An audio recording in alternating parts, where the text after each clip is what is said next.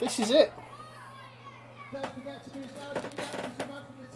This is my final match of this series, and the reason why the guy, I think his name was Mark, goes, the man from the telly's here, my old mate Mitchell Morris on the outside filming this whole show, and that was one of the several million sound mistakes that people just couldn't understand, to like wait for the guy to stop talking, or whilst he's introducing someone to then play the... Anyway, yeah, you'll see that at every single wrestling show, that if you ever go to one, people just don't understand how to use the fucking sound mixer.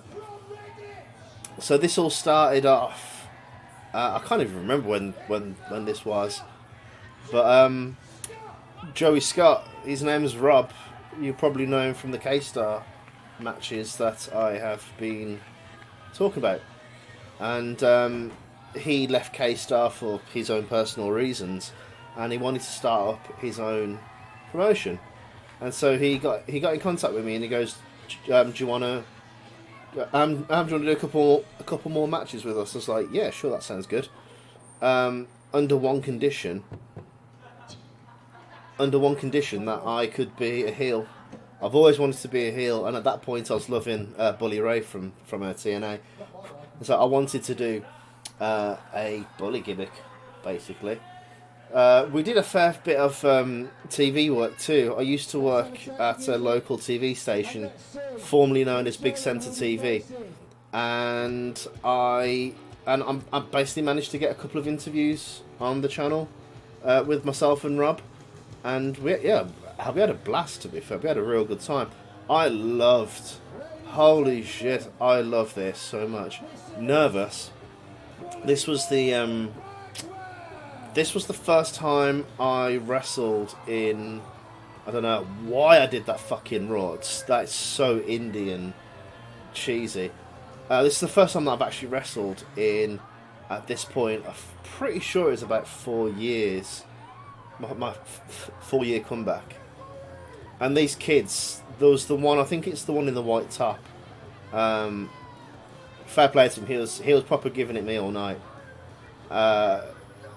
One of them went to trip me up, and I was just gonna see of how far you can go as a heel, and see what they'll do if you're just there shouting at them, going, "Come on, get up, and I'll fucking show you something." That sounds weird, but they never obviously did get up. And Legend in the front row there, in the black shirt. Talk about him in a bit. My shorts that were like, I think I got them from Sports Direct, probably like a tenner or something. I only ever wore them once, because I noticed the standard heel attire consists of like all black top, black vest, black whatever, black shorts, black tights, and I did not want to be just the next generic heel. I realised after I bought them shorts, and after that I went out to like Primark. No, was it Primark? I think I got them from Primark. Hashtag not sponsored. Wouldn't mind a sponsor from Primark. And I went to Sports Direct and I bought the white ones, which I wore from then on. That was another stupid mistake that I noticed as well. Don't know why I did it. I think it was just the heat of the moment. I've said many times that the heel shouldn't be not attacking the ref, but showing any vengeance against them, and that's what I just did. That kid in the white top, several times, he was the one making so much noise. Like I wanted him to be sitting in the middle of the whole crowd, because then when you're shouting at someone on the side as opposed to in the middle of where the main audience is, you'll get the rest of the audience to be jumping in with them. Because it's on the side, no one can really see what he's doing, so they don't really jump in. And this chain gimmick, that again was from Bully Ray too. Do a little bit of a square up. I noticed at the start of this match as well, I kept on calling Joey Rob by his real name. Love this. You fat... The ironic thing is that there was a load of fast people shouting that at me. And Joey tries to get the crowd back into doing that as well. Even though he told me off backstage after this match to stop swearing. And he was trying to get the crowd back into shouting, "You fat bastard," at me. But they wouldn't do it. And so then I basically tried to shout up going, "They ain't got the balls to do it." And they didn't carry on. I was kind of proving my point. The original plan to this match, to this entire show, it was meant to be on a big centre TV. I got a decent time for it. I think it was like Friday night or Saturday night or something. And we were showing, I think it was like New Generation Wrestling. Can't remember entirely. But the main guy on that, he was a complete dick. I think it was Alex Shane. I might be wrong. I'll take that back for now. I'm pretty sure it was him though, and he was basically saying, "Well, I'm not giving you my wrestling content that I've been giving you consistently for over the past 6 months. If you're going to show this one-off show, like fucking hell, the guy who's the video editor who works at Big Centre is in the show, and you won't let us put on one show. Here we go. This is old Barry. Let's tell a quick story before we move on this one. So, I saw Barry. I don't know if you can get. There he is, kind of on the side. You can just about see him. I've seen him several times. I'm pretty sure I saw him at K-Star shows years prior to this. Fair play to him. He's an absolute avid, loyal wrestling fan, and he brings his kids to the shows, and he's an absolutely lovely guy. I noticed him. I saw him, and I was like, I'm pretty sure I know that guy. I've not spoken to him, but I'm pretty sure he'll be up for me to have a bit of banter with him if I've got time in the show in the match. And so I went outside and picked up a Coke can. I took a swig of it, and I jokingly put it down to the side. I went, "There you go, actually no." And then I put it a bit further on. There you go, Tubbs. You can pick it up over there. Ironic being, I'm quite the large fat fuck. And I'm trying to get him to exercise. Ha ha ha. And after this, we got started talking over Twitter. And yeah, it turns out he was more than happy to have a bit of banter on the show and have a laugh. And he actually left me a couple of questions on the last video, which I'll get to answering at the end of this video, I think. But yeah, absolute legend. There you go. A couple of matches before, a couple of videos before, you probably, if you've seen them, you would have remembered me talking about the Hunter brothers teaching me the whole running around the ring and jumping in, missing an elbow. It's exactly what I did 10 years later. Fucking love the Hunters. I was trying to think, a week before this, I was just trying to think, well no, more than that, probably a week or two before this match, I was trying to think, what do bullies do? I'm proud to say that, as far as I'm aware, I never bullied anyone at school. I was bullied. I have a stammer and I've got a fat head, and and that didn't really go well for me in school. But I was luckily never really on the end of physical bullying. I was always on the end of verbal. People would always just laugh at my stammer and shit like that.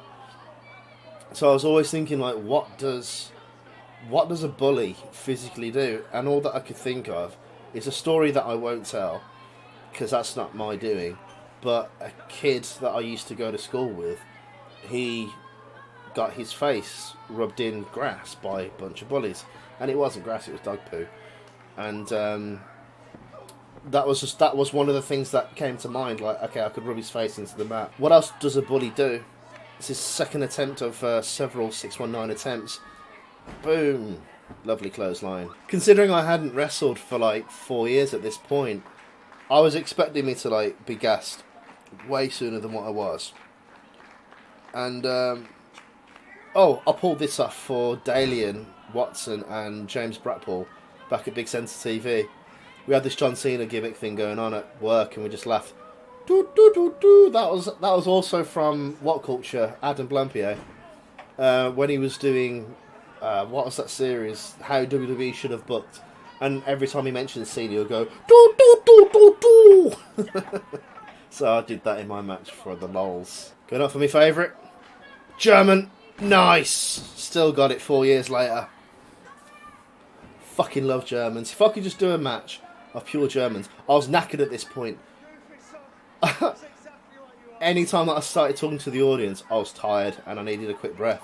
And that guy, and that kid again, the one in the white top, he was always shouting stuff at me. Fantastic guy in the audience, because this audience was loud but quiet, if that makes sense. They were loud to cheer, but they wouldn't shout stuff. I did 2 or 3 matches, maybe 4, I'm not too sure, for Full Force after this one, and I remember the crowd after this show, so the next show, or the show after, whatever it was, they were so much louder. They were great. They were relatively loud when it came to boos and cheers, but they wouldn't chant anything. When the guy at the very start called me a fat bastard or whatever it was, I was like thinking right at the start, brilliant, this crowd's going to be nice and loud. But in terms of chants, they weren't. Arguing with the ref, still got till 5. The whole point of this was to have a rest.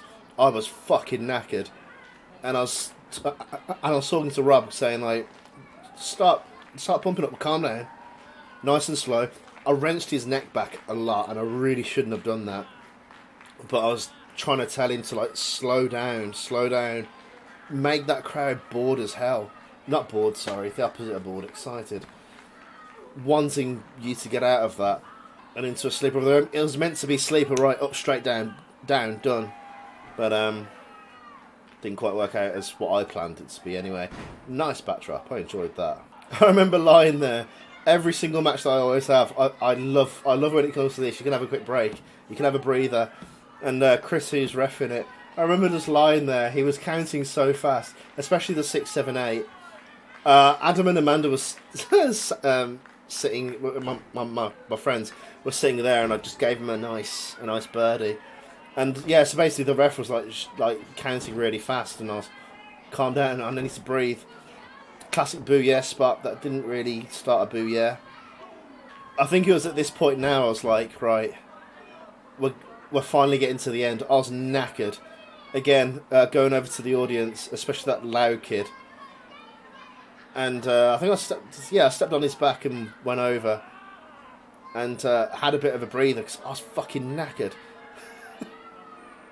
I think Rob was like lying there going, hurry up, like, attack me. Oh, I'll give you a 619. Listen to this voice break if you can hear it.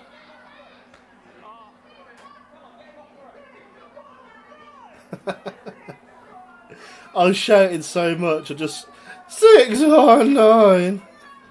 Oh no, he's reversed it. Third time lucky, come on. I've only ever taken maybe 2 or 3 619s in my wrestling life, and every single one, including that one, the legs and the feet, the fucking sound system, people, and it proper smacked me in the head. Why were people messing about with the fucking music for? That really ruined it. I was so pissed off. I remember lying there just looking at Rob going, what the hell's going on? Like, is someone meant to be coming down? No. What it is with the sound system, people just can't fucking not touch it. Basically, I used to set up all the music for the full 4 shows, and I'll just line everything up perfectly, and I'll be like, right, just play. Fade in, fade out, play. Rinse and repeat. Don't touch it otherwise.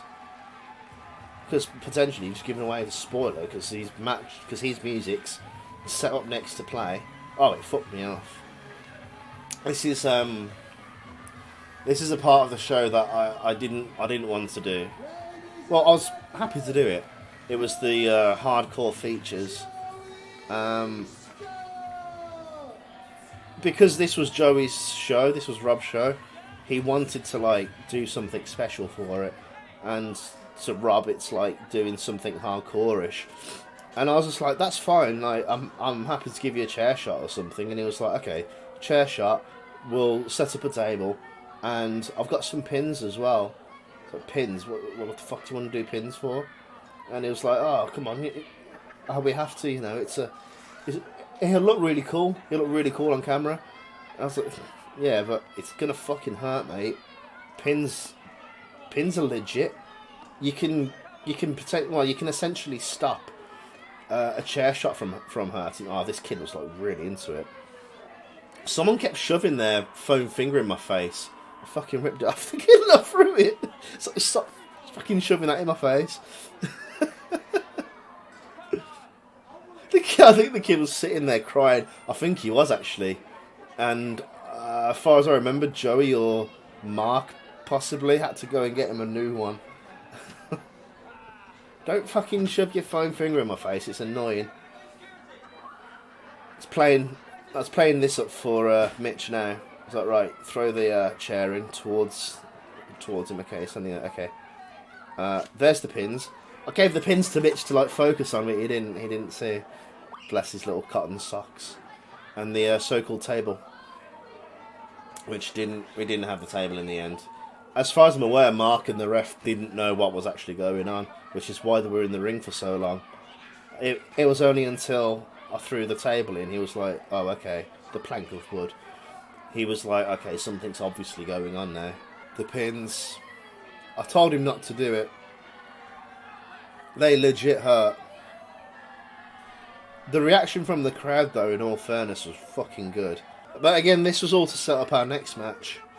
Our next match was it was at the Christmas show, and so this was probably October time, maybe November. I'm not too sure.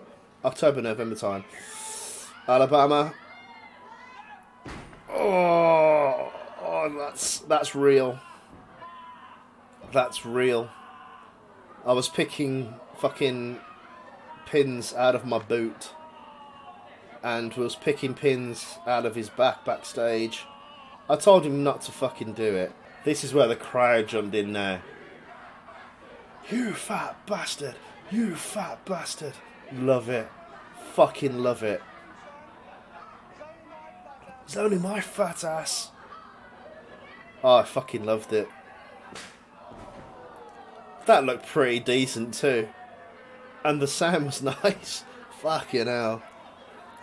It was at this point that Rob's mum was meant to be running into the ring, and the ref and somebody else was like pulling her back, and I was like standing over Rob with the chair, and I was like, I can't just stand here and do nothing. I've got to. Where the fuck's your mum? And then Rob was shouting over, going, "Let her in! Fucking let her in!" Standing there with the chair, mate, I have to do something. So then I hit him again. I was only meant to hit him once, and then his mum came in. This was quite funny. Look at the pins in the back of his head. It's the world's weakest slap. Oh, Diane. What an absolute legend. I loved her so much. She was really good fun to work with. And she was game for anything. I genuinely threw her around, and she was like, it's fine, don't worry about it. I felt horrible. I didn't want to touch her like this. That sounds weird. I didn't want to throw her around. Listen to this now. I hated doing it, but as a heel, fucking loved it. I wanted to be that woman beater character. It was just so entertaining. And if you don't know what that kind of thing is like, watch 1999 China and Jeff Jarrett feud table. Oh, nice. Watch the China and Jeff Jarrett feud from 1999. Jeff Jarrett being his anti-woman character, whatever it was. I can't remember exactly what it was. Also, like a little bit more recently, Santina Morella in 2007 or 8 or something like that. Again, fucking fantastic heel. And I kind of wanted to work a lot more doing that sort of stuff with Diane. Like, you women shouldn't be in the ring. You shouldn't be doing this. You're a woman. You should be in the kitchen and all that. But I don't think Diane was like she was happy to be part of the show, but like not too much. That was it. So that's all the wrestling matches that I physically have. If you do have any and would like to like send us or show us, so I could do some more commentary on this, please do bring it on. I'd love to.